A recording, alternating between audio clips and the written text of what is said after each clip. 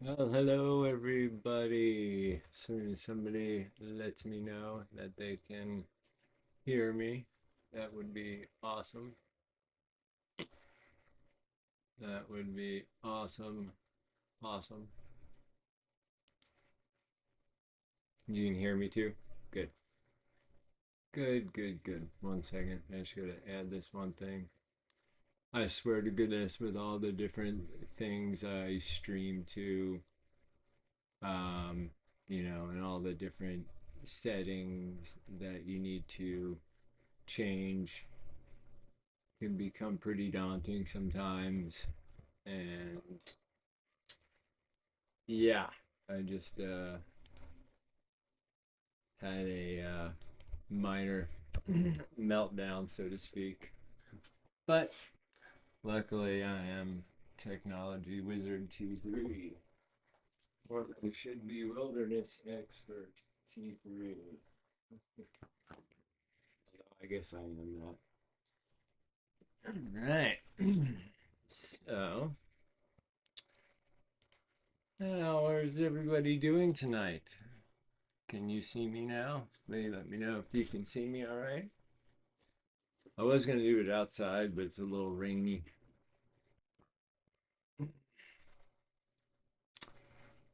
And you can see me now, everybody.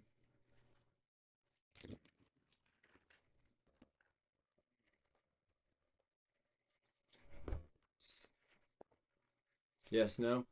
You can see me? As soon as I get a yay on that, I will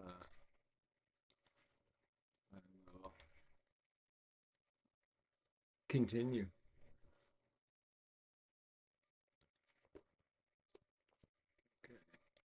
Okay. Can you see me too? Okay, perfect. All right, hi everybody. Happy Friday. Although, oh, the chat disappeared. It should still be there. Right, hi. I just wrote hi in it. Yep. It being Friday afternoon, it's usually the day that most, folks, it's their weekend. Everybody gets to have a weekend, and um, as an entrepreneur, there's no such thing as a weekday or a weekend. They just blend together into one big thing. I mean, there are days, there was one day last week where I was like frantically running around thinking it was Friday night, and I had forgotten about, T3 Reads TBjr. And I was like, oh, wait, it's Wednesday. Yeah, I like my dad's, I have a lot of indicators that I go by how I determine what season we're in or what phase of the season we might be in. And Oregon is a really interesting one because it spring starts literally on New Year's Day almost. And oh, hold on, someone put my earbuds away. 1 second. 1 second. So yeah, spring starts here really early, and first like one plant will come up. So the first thing, the first surefire indicator that spring has sprung here for me is when the oso berry trees, the leaves start to come out, and some other plants like snowdrops and things like that. And then, then I know once the varied thrushes get here, we're about a third past spring. And then once um, the other thrush, I call it the crystal spiral bird, Swainson's thrush. So once the Swainson's thrush start, that's 2/3 through spring, and that's right around the time the trilliums come up. And one thing I've noticed, and I journal a lot of this stuff. I've lived in Oregon for 7 years, and every year I've lived here, the trilliums have come up on average 5 to 7 days earlier. And this year we have gotten so little snow and rain that Mount Hood looks like it should in the middle of the summer, which is really terrifying for wildfire season around here. Anybody who lives in wildfire country knows that at least my routine is starting about the end of June. I have two totes near my door that could be ready, well, when I have a home. Two totes right by the door so that if fire comes, you can be ready to get out of there. Uh, oh no, varied thrush, varied. Yeah, the Swainson's thrush is one of my crown jewels that I got a photograph of because they really only come out right when it's really dark in the morning, right at blue light, and then right at the end of dusk. So you got to be lucky. It took me 3 years to get a good photo of one of them.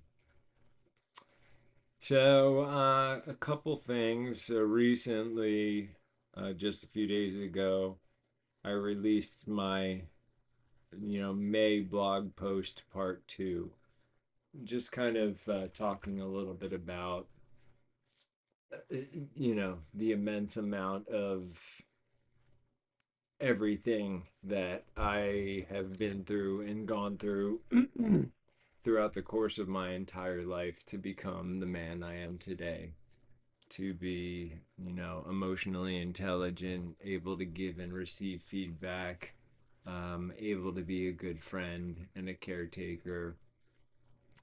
And, but this, this constant state, that is brand new to me as of a few years ago of a few bad choices lead you into a survival situation, and it's just getting to a point where I have all the plans in place, I have everything set, and I know it's going to be like a game changing amazing thing. This 2 year journey I'm going to go on where I'm going to travel around the country and teach in various locations, collect interviews, write my biography, and work on the documentary on my dad. And then I'm constantly going to be making a documentary, a living documentary of the whole trip, to where people will be able to see me. If I turn on the security cameras in my vehicle, which will hopefully be a van at some point. Um, you'll be able to like talk to me through my security cameras or see where I am in the world, all because of Starlink. And I've got everything in here and in here and in here, and I just don't have enough of the silly green paper that you need to achieve said things. So, that being said, the pay what you will system has been a huge hit. Uh, and if you're watching this recording, one thing I ask is that you spread word about that, because I'm gonna be finish adding an archery class here soon. Friday of this week is the second episode of the Pay What You Will class, the all in one series, which is my 8 basic webinars. Which that reminds me, Mark, I need to go in and change that setting. Um, change.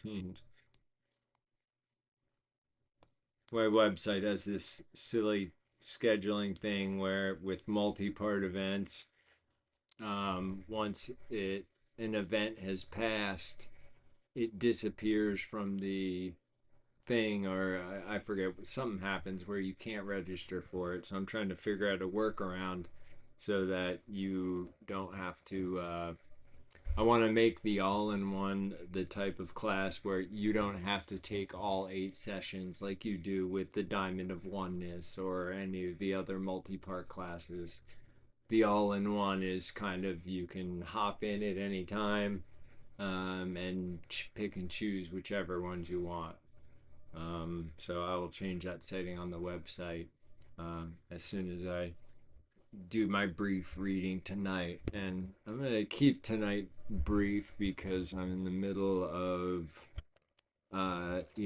trying to figure out everything from, if I'm going back to Jersey for the, my father's celebration of life, and how I'm going to get there, and the millions of other things that I have just crushing me, and just wanting to take a breath.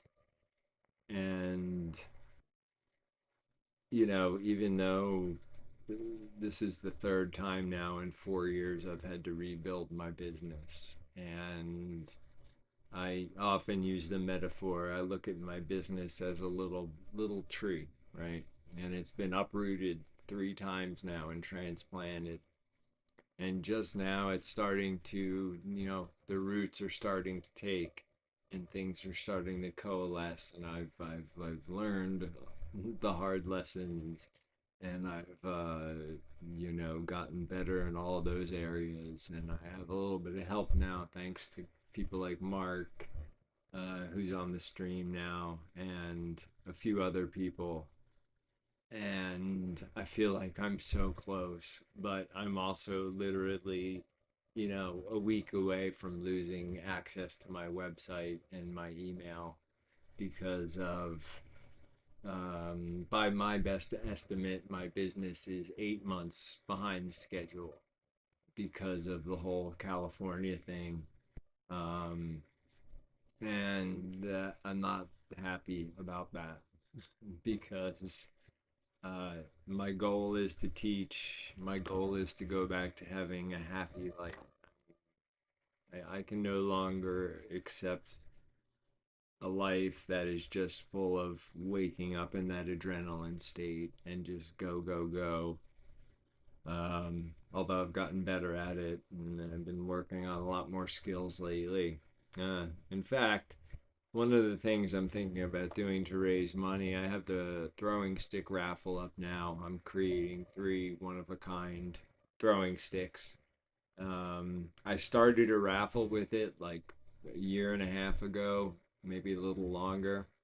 And then everything happened with my dad and going to California. And I still, of course, have everybody's name from that raffle, so they'll automatically be included. But for 25 bucks, I don't think I have it up here, do I? Uh, no, I don't.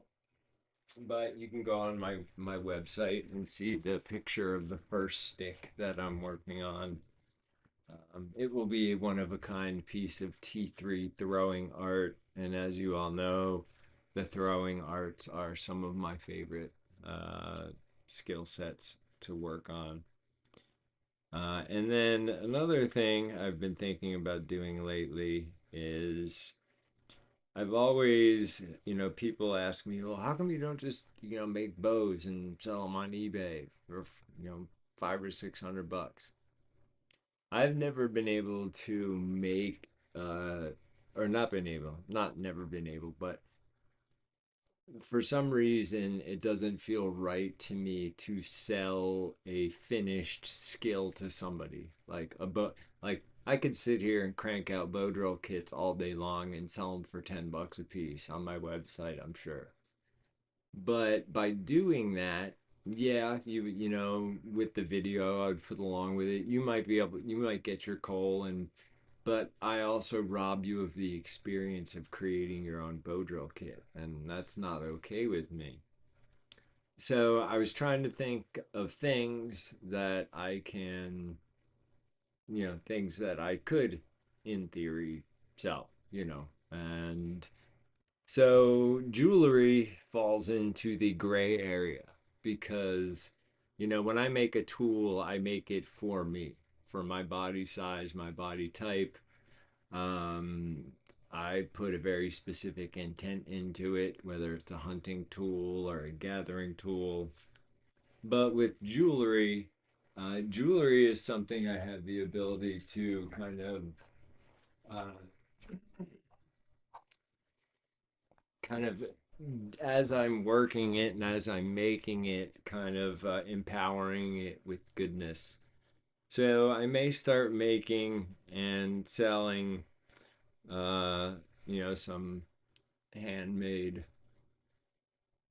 jewelry like this, other random designs, um, as a way to bring in a little extra income because I now have this little tiny battery operated Dremel, and um, it makes bone tool work a lot more easy and portable. All right, and that's it for news. Other than I am going to be adding a two-part, 4 hour long traditional archery class. I'm going to call it. I was going to call it instinctive archery, but I think I'm going to call it. The art and science of the art of traditional archery.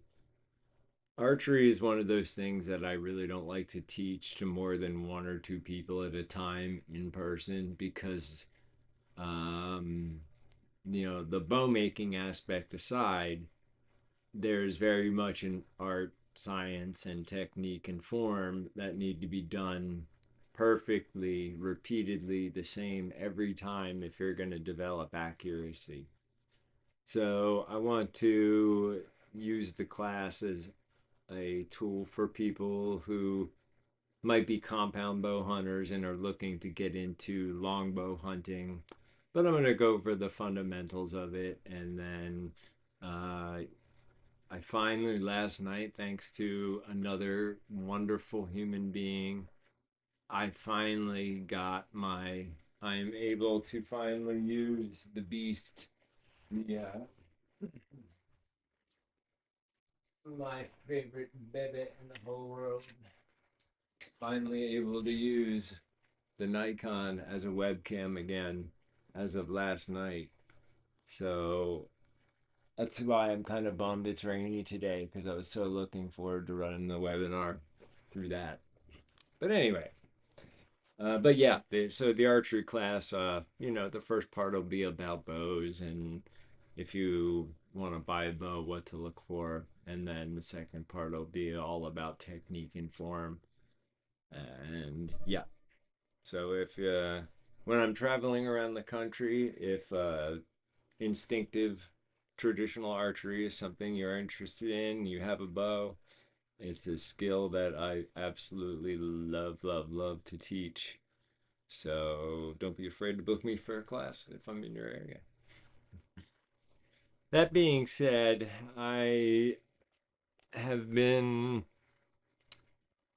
feeling a bit kind of not disheartened lately, but I guess disheartened is a good way to say it. Um, I think back to when my stepmother Debbie, who has passed on, my little brother's mom, when we set up my father's 50th surprise birthday party at Disney World. I'm 46. We spent an inordinate amount of money flying 35 people to Orlando and setting up this elaborate surprise party for my dad until we went to a place, and I am not kidding you at all.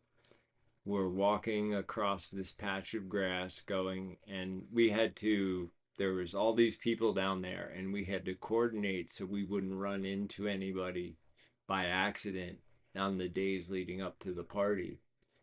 So we're walking across this grass, and my dad stops and he looks down and he goes, "It's John Young's footprint in grass."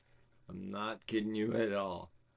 And I was like, did he see? Is he just messing with it?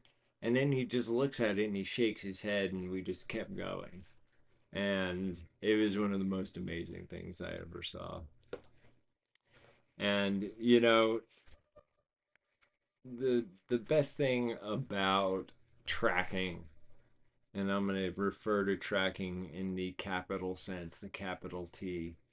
Capital T tracking is being Sherlock Holmes, is being that student of life, of having a heightened sense of awareness to where you're able to pick up somebody's track who you might not have seen in 10 years, five states away from the last place you saw them. Being able to really quickly, glance at a room or in a vehicle or at a set of animal tracks that are all in a cluster, and through using the sacred question really quickly in your head, what happened here? What is this teaching me? Come up with a hypothesis as to what happened. So that's why I'm really big on this, this Diamond of Oneness class that's coming up here before too long. Is I'm building a method that will allow us to teach or hone those four areas that are key to becoming, Sherlock Holmes level aware. Um, so being that I've been doing a lot of thinking about awareness lately, and not just physical awareness, but awareness of self, awareness of listening, the awareness, having the awareness to know when to listen to yourself and not to what others are asking of you. And my father used to, for hours on end, um, make me practice some of these things I'm going to talk about here in a minute. So we're all kind of, this is the state we're meant to live in. Problem is modern society has forced us into tunnel vision most of the time with our phones and our books and our computers. And when we're in tunnel vision, we are tunnel minded. When we're in wide angle vision, we're in wide angle mind.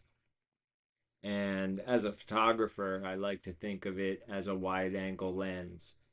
If I want to photograph a landscape with my telephoto lens, I have to take a bunch of photos and then stitch them together in a program.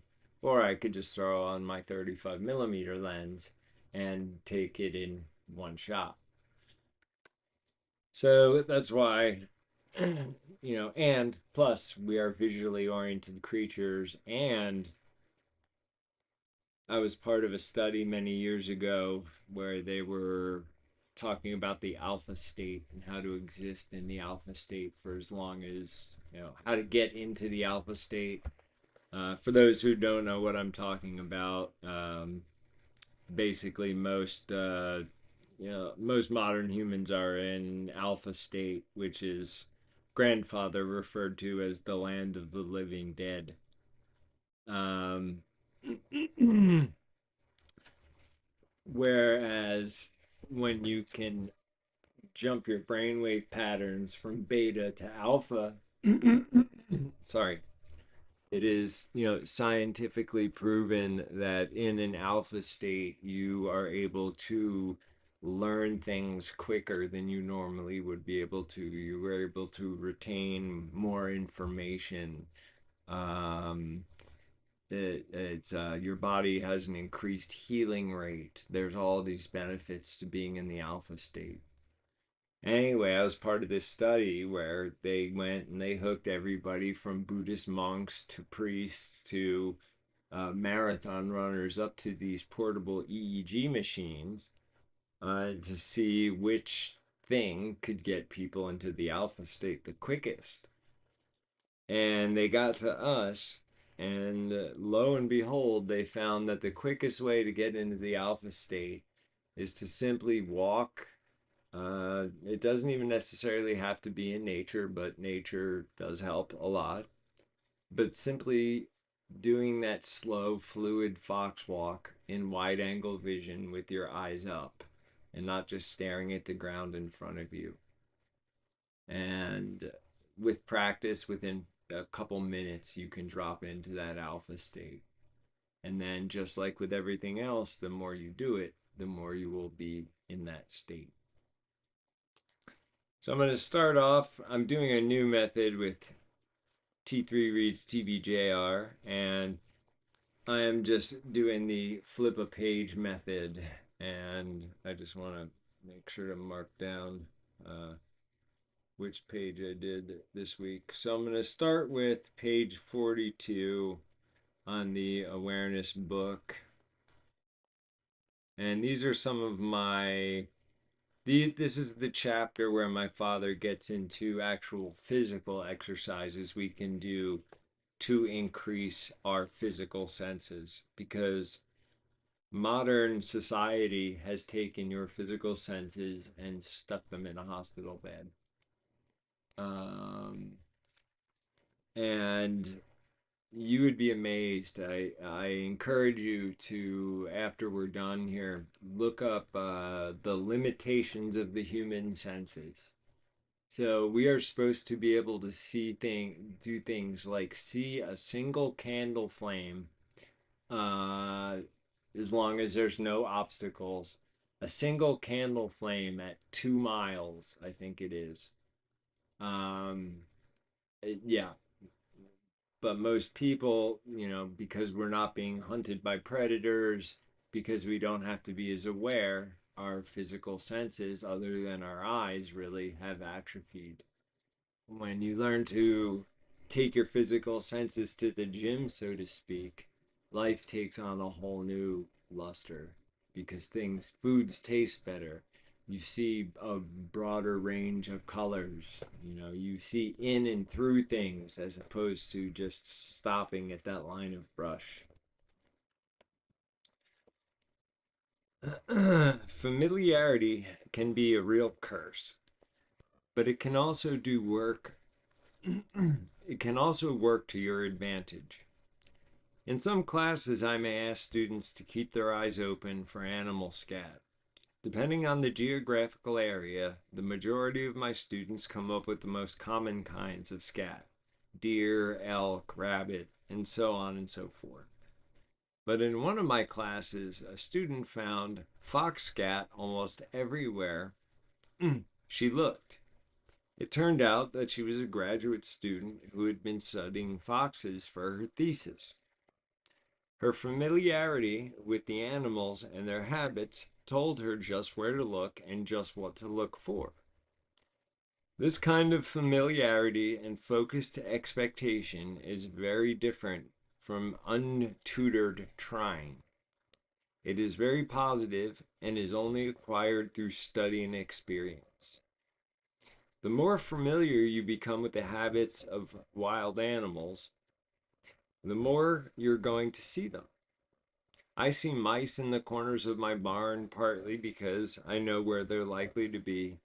I see deer in certain parts of the field largely because I know their daily rounds and what they are likely to be doing at any given time.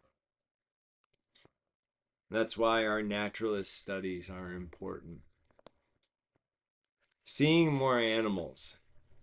There is no magic formula for seeing more animals. Yes, there is, actually. That's what the Diamond of Oneness is all about. However, there are some general guidelines about where and when to look for them, where to look. The cardinal rule is to look for animals in transition areas that offer plenty of food, water, although with a lot of animals, water is not nearly as much of a concern as it is with humans, because they get a lot of their water from their food that they eat. But, I tell people, my friend who's just learning how to hunt, I said, you have to think like the animal. Depending on what time of year it is, what does that animal want that time of year? Is it food? Is it some loving? You know, and then you go to those places where those things are happening. Let's see. So there's yeah. The cardinals look for animals in transition areas that offer plenty of food, water, and cover. Very important. Most often, these areas are found on the fringes of forests, meadows, and waterways, and they usually only contain a variety of succulent vegetation. Such vegetation is not only supports large herbivores such as deer, but an abundance of indicator animals such as voles, mice, and rabbits. These animals in turn attract predators such as hawks, owls, weasels, and foxes, as well as the scavengers that clean up after them.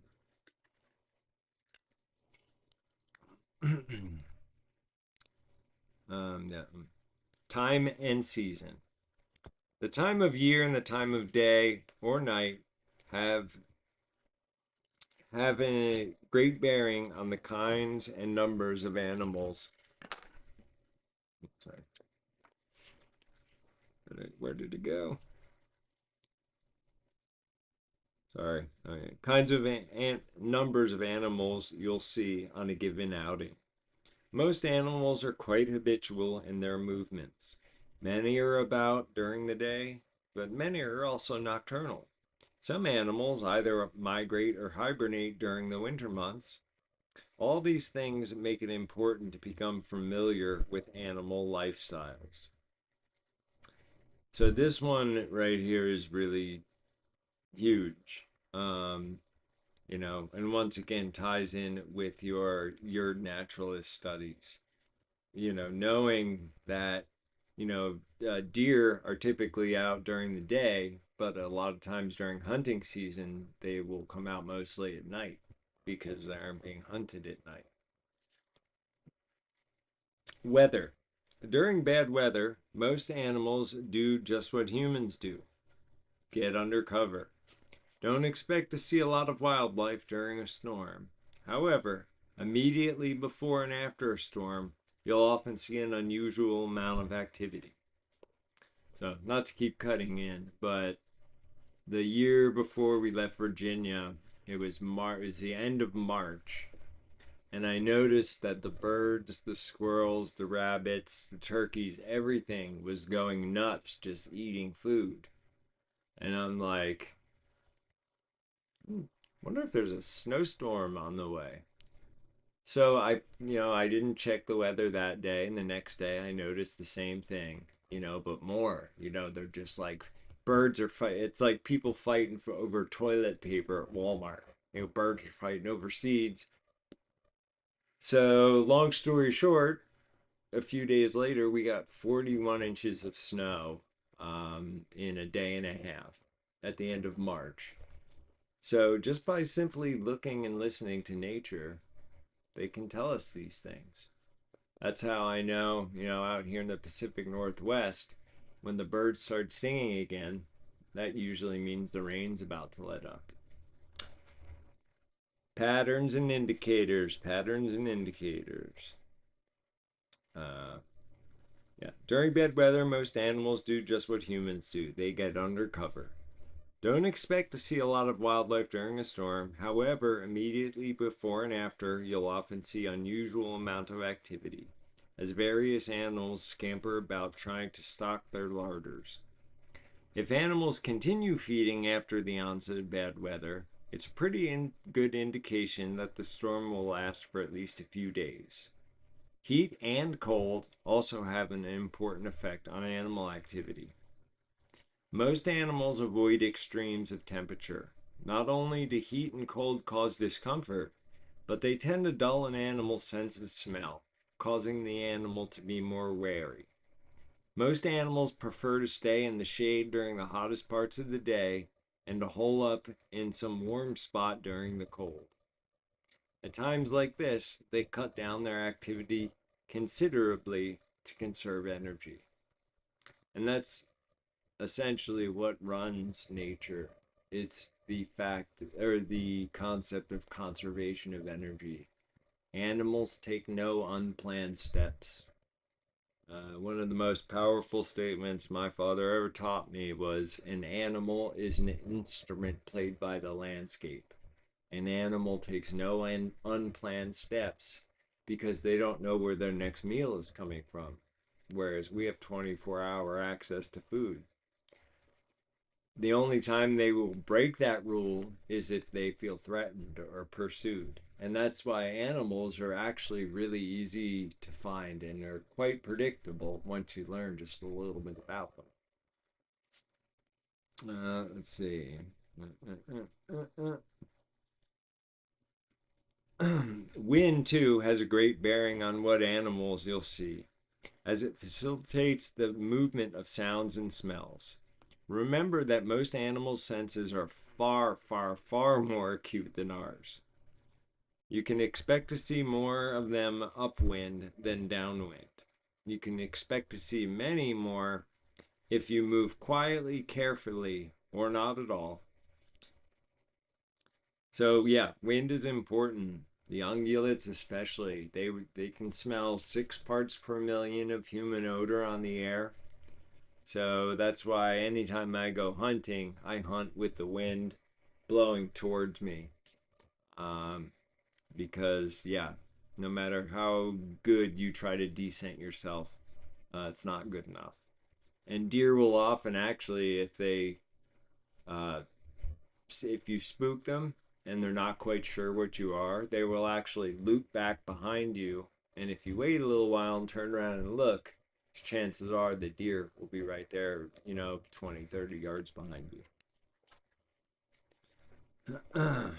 How to look. Most people make two mistakes when looking for animals. They look too high and they expect to see the animal in a classic textbook pose. Looking high is natural since it's easier for us to look over a small bush rather than into it. But ask yourself this: if you were an animal, would you rather spend where would you spend most of your time? Most animals spend the majority of their time in low spots that afford protective cover. So get into the habit of lowering your gaze and looking into the brush and grasses instead of above or around them. It's also helpful to look small. My favorite saying ever. Most animals are not as large as we imagine them to be. When anticipating deer, for example, don't be prejudiced by the 10-point buck you saw majestically posing on the cover of Field and Stream. Those views are very rare. You'll have better luck if you expect to see a smaller animal, or better yet, a small part of an animal, such as an ear or a tail. So yeah, when I'm scanning the woods in wide angle vision, I'm looking for that little patch of brown fur that's in the bushes, or the flick of a deer's ear. Look for movement. Many times you can detect the presence of an animal through movements in the vegetation. Keep your eyes open for moving branches, grasses, and bushes whose rhythm is out of step with the surrounding vegetation. The tops of tall grasses and small trees often circle when there's an animal sitting at their base. Vibrating vegetation is almost always a sign of animal contact, whether it's a scampering squirrel, a flitting bird, or an alighting grasshopper. Wide angle vision. And you know this is an old copy. Let's see. I think this is number 0.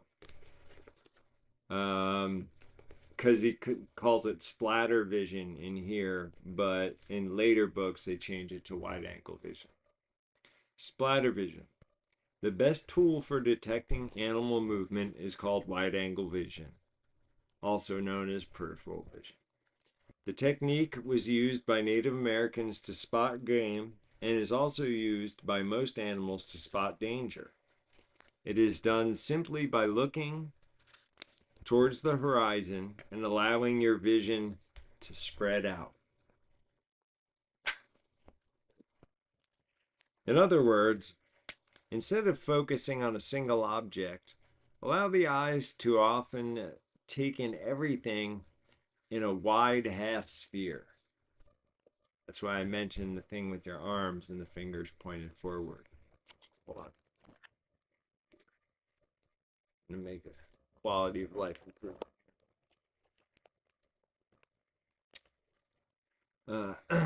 Instead of focusing on a single object, allow the eyes to soften and take in everything in a wide half sphere.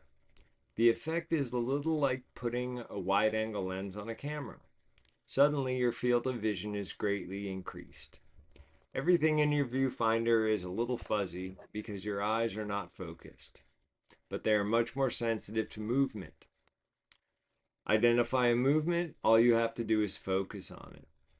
So I teach my students that in wide angle vision, there's actually two parts. You have your wide angle vision, and then you have your cone of focus. So I'm walking through the woods in wide angle vision. I catch movement, I move my cone of focus, but I don't tunnel my vision in on that animal because that's when you get that feeling you're being watched by something. So yeah, keep that in mind.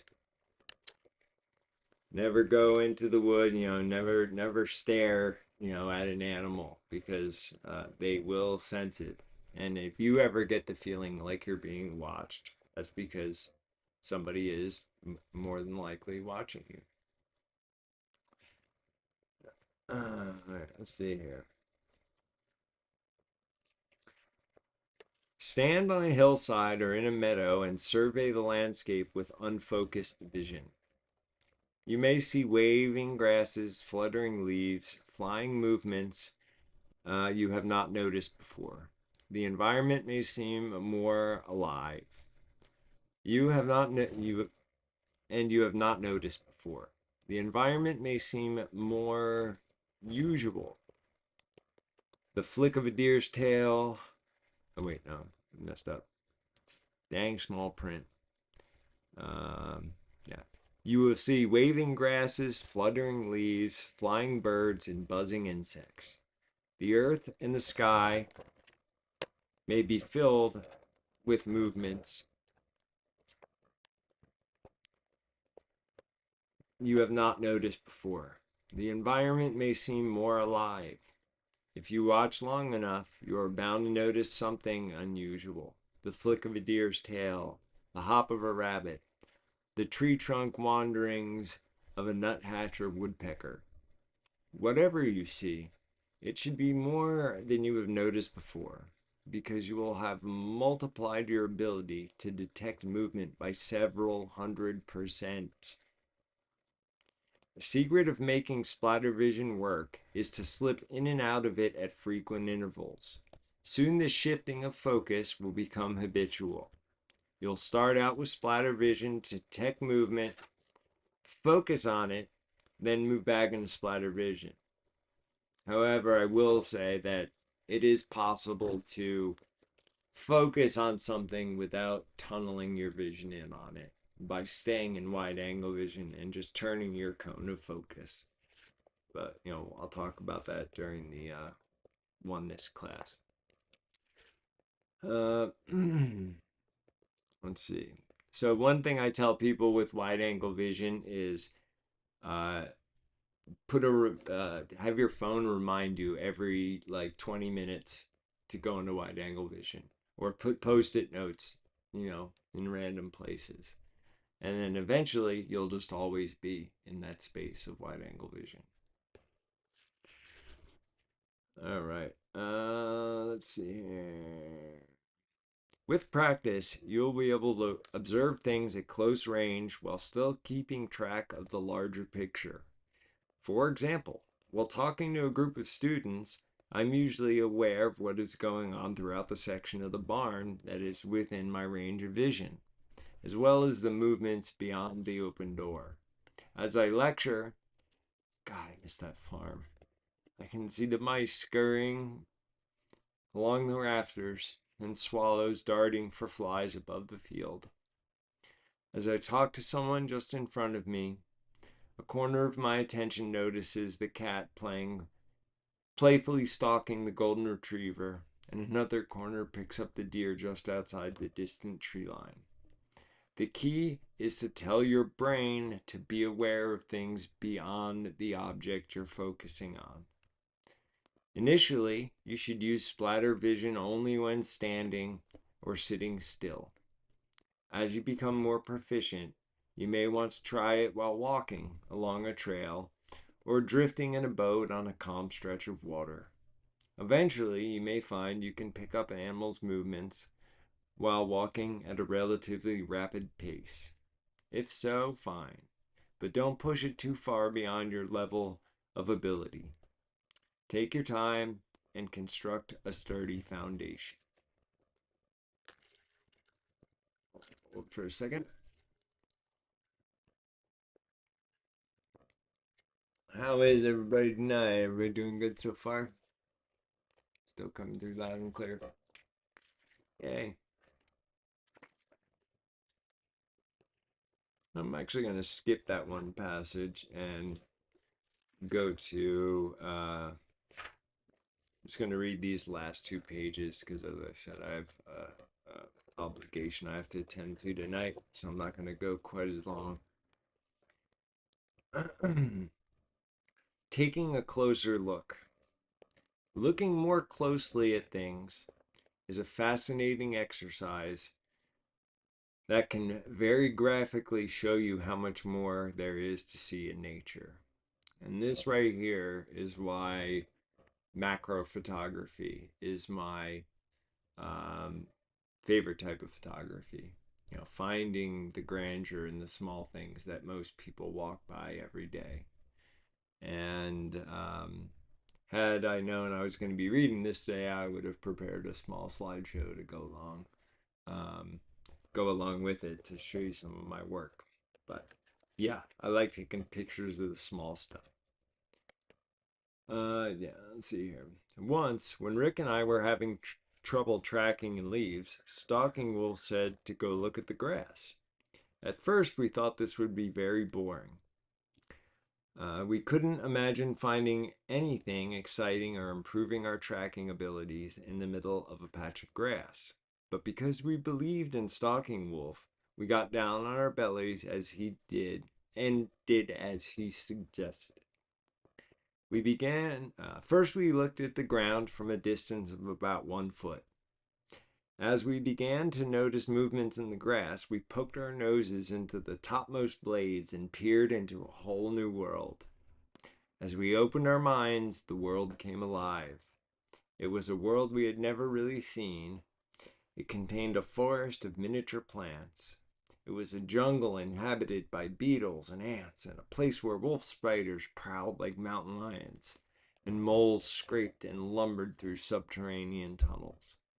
It was a treasure chest where we discovered lance-like pine needles, mouse teeth, curved like a mammoth tusks, and grains of sand glittering like precious stones. In my mind, I became an explorer about 2 inches tall. I armed myself with a straight pin and slid down an embankment. At the base of the embankment, I thought of how I would build myself a leaf hut out of bits and pieces of plants the way Stalking Wolf had shown us in the woods. I felt I could live down here for a long time. Apparently, I did. Rick and I lost complete track of time. After what must have been more than an hour, Stalking Wolf finally thrust an old bony finger into my dream world. It looked enormous and out of place. It was pointing to the embankment. I said, "Oh, the embankment I had slid down to get into the Wonderland." And Stalking Wolf was saying, "Old man walk, 2 days." It was a track. My little cliff was actually the heel mark of a human being. For so long, I'd been trying to look at tracks and all the minutiae, minute forms of nature, from 5 feet or above the ground. It was no wonder I had been having trouble tracking in leaves. Getting down on my belly opened up my eyes to the details I had been missing, to the worlds I had been walking over every day. Ever since that time, I have been fascinated by exploring the miniature wilderness where the earth meets the sky. Wherever I go now, I find fairylands and flower pots. Even more, once I've really immersed myself in that small world, everything in the normal world takes on a beauty and intensity it never seemed to have before. So I'm going to hold off on there for tonight, folks. As I said, my throat's a little scratchy and I've got a lot of talking to do over the next few days. But yeah, anybody have any questions they would like to ask in chat? I'll pull the chat window down here. So, I will let's see, the on old enough to remember splatter vision. Yeah, I'm not, that's interesting. I'm not exactly sure when the that transition happened, when I'm trying to really quickly put together a slideshow of some of my photos of my macro stuff. Yeah, I'm not sure when we swapped nomenclature from splatter vision. At another place I worked, we called it Owl Eyes, but that was mostly kids programs. Um, but yeah, it is such an incredibly powerful tool. I also, along with that, when we get to the section on using our hearing, I also like to use, I call them elk ears or deer ears.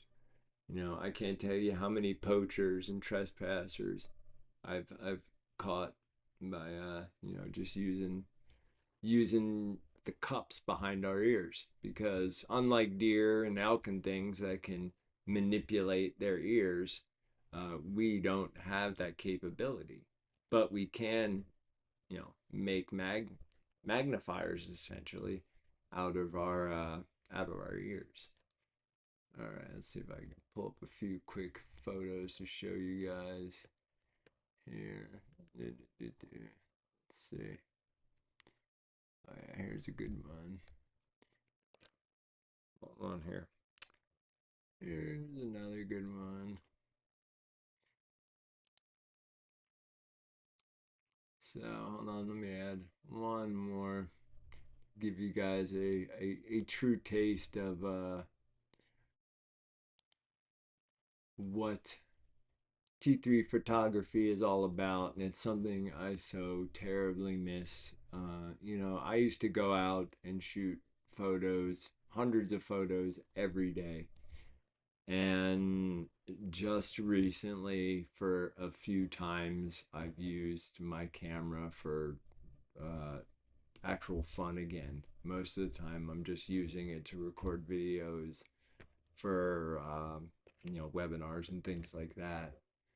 And, I miss it so much.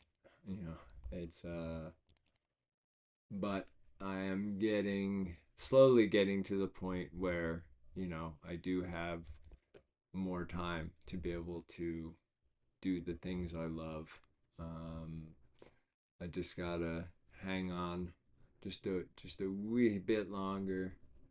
All right, I think I got a few good photos here to show you guys. Wow, some of these are old school. I'll just throw in one more here real quick. Yeah, I would have done this beforehand, but this silly Intervision didn't tell me that I was going to read this chapter today. Oh, yeah, that was it. Okay, here we go. All right. So let me add the microphone so I can talk over it. And feel free, if you have any questions, you can ask them in the chat if you like.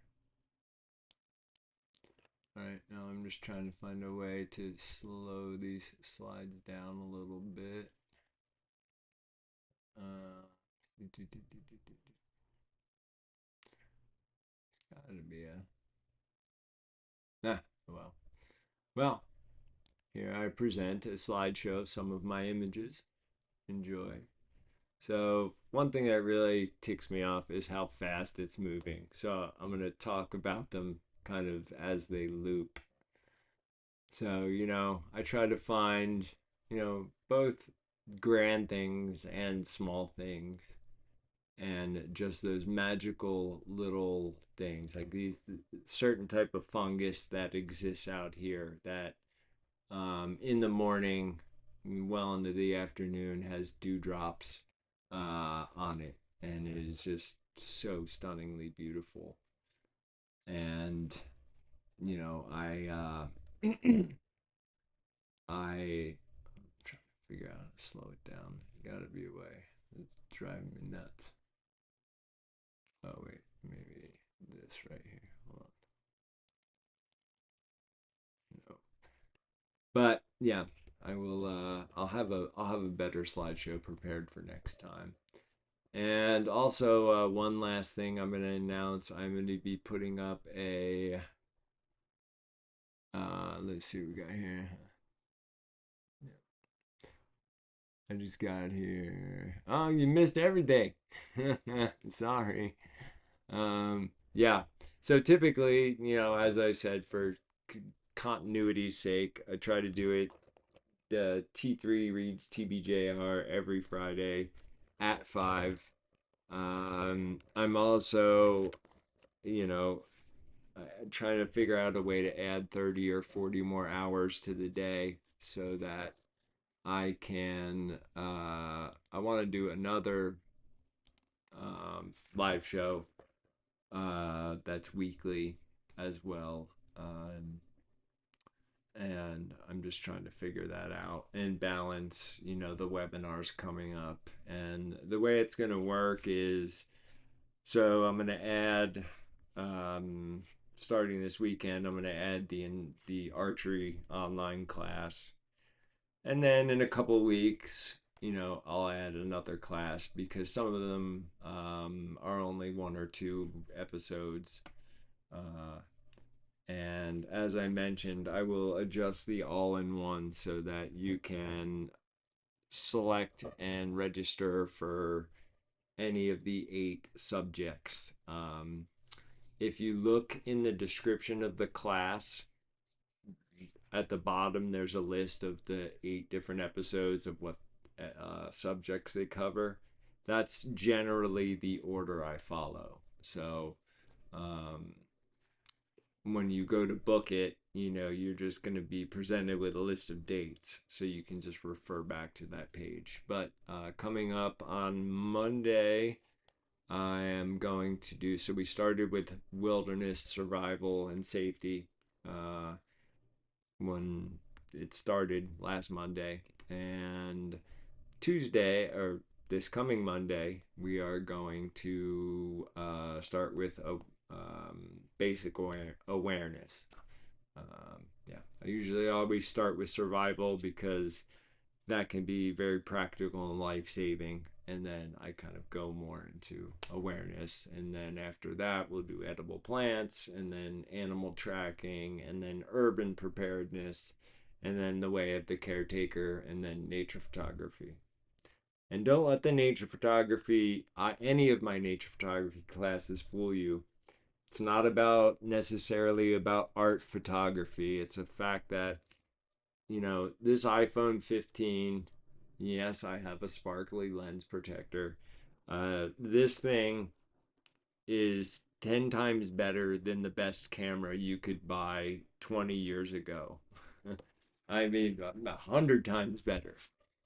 Um, and if you're a naturalist, there is no better tool for remembering things that you see in nature that you want to look back is your phone. You could take pictures and add them to your journals. In fact, I do it all the time. Everything I do multimedia. I try to add photos to it. because you can only convey so much over text. That's why a lot of my online classes, I do have quite a few pre-recorded segments in there of things that I just can't demonstrate, right there. Although with the hopefully soon coming flying webcam, that's going to be a game changer for real.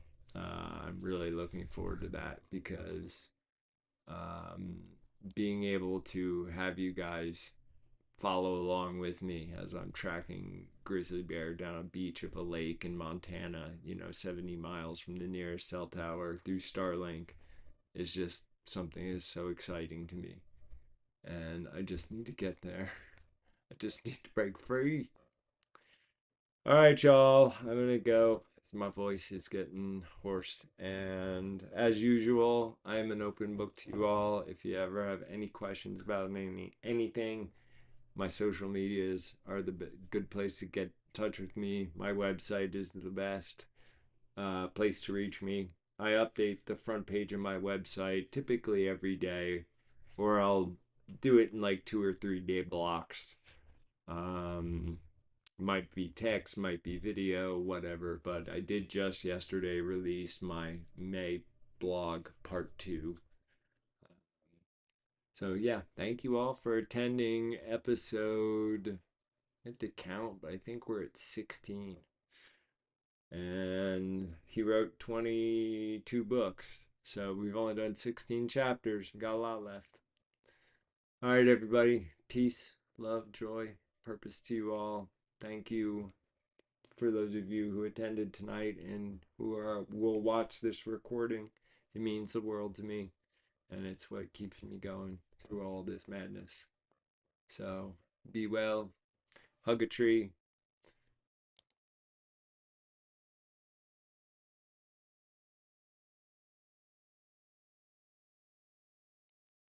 And yeah, love you guys. You're all the best.